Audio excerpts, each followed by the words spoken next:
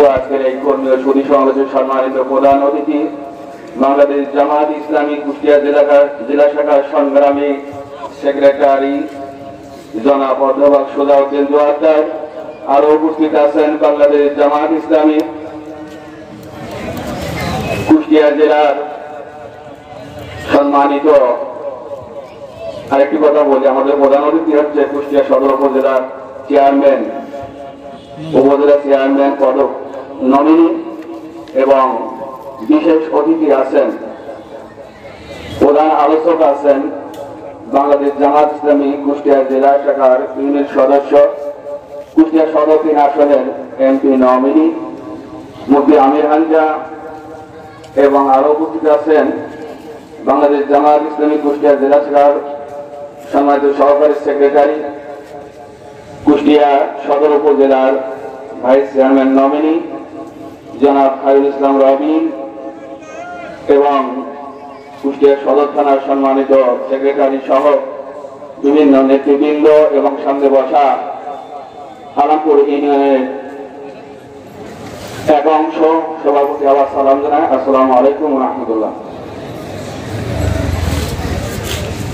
আজকের এই গণজোয়ার দেখে মনে হচ্ছে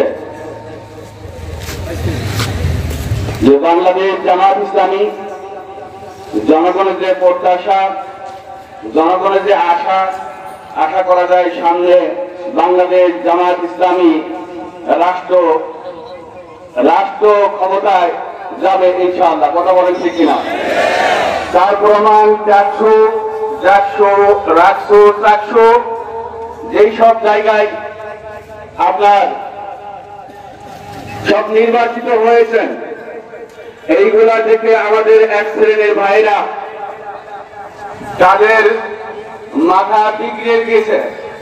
এই বিগড়ে যাওয়ার কারণে বাংলাদেশ জামাত ইসলামের বিরুদ্ধে বিভিন্ন অপপ্রচার চালাচ্ছে এবং মুফতি আমির হামজা তার বিরুদ্ধেও কিন্তু অপপ্রচার চালাচ্ছে।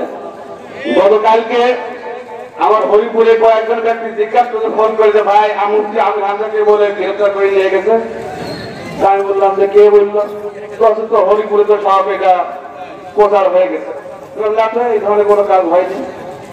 আবার গল্প দেখছে যে মুফতি আমির হামজা তার পিতা মাতাকে খেতে দেয় না। দেখেন তো এই ব্যক্তি কি চেনেন নাকি? জানেন তো আমার মুফতি এমপি নবীর সাহেবের পিতা এই যে গুজব ছড়াচ্ছে, এই গুজব ছড়ায় বাংলাদেশ জামাত ইসলামের আদর্শকে কখনো তোমরা নষ্ট করতে পারবে না। বাংলাদেশ জামাত ইসলামী যদি তোমাদের এইরকম থাকে তাহলে আদর্শ দিয়ে মোকাবিলা করতে হবে। কোন অপপ্রচার দিয়ে কখনো কোন দলকে তার আদর্শ থেকে বিচ্যুত করা সম্ভব নয়।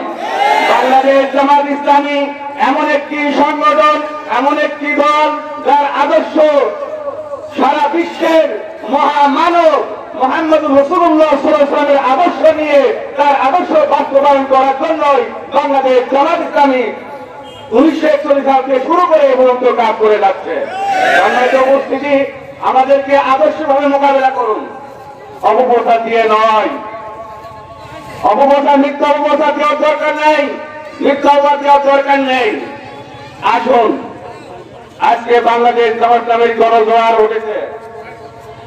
এই গণজোয়ার ঠেকাতে হলে পারে আদর্শ দিয়ে ঠেকান, টানলে ঠেকান।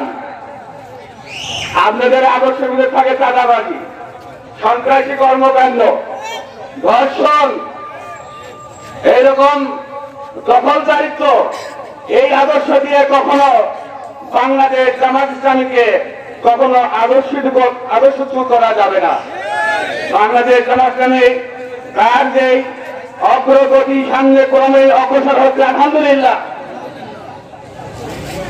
আমরা আল্লাহ তাআলার কাছে 2 হাত তুলে আমরা দোয়া করি, আল্লাহ সামনের নির্বাচনে, সামনের বাংলাদেশ জামাত ইসলামী যেন এই রাষ্ট্র ক্ষমতায় যেতে পারে এবং কোরআনের আইন বাস্তবায়ন করতে পারে, চালু করতে পারে। এই দোয়াটা করে আমরা মানুষের কাছে এই জায়গা পৌঁছায় দেবো ইনশাআল্লাহ। আসসালামু আলাইকুম ওয়া রাহমাতুল্লাহি ওয়া বারাকাতুহু।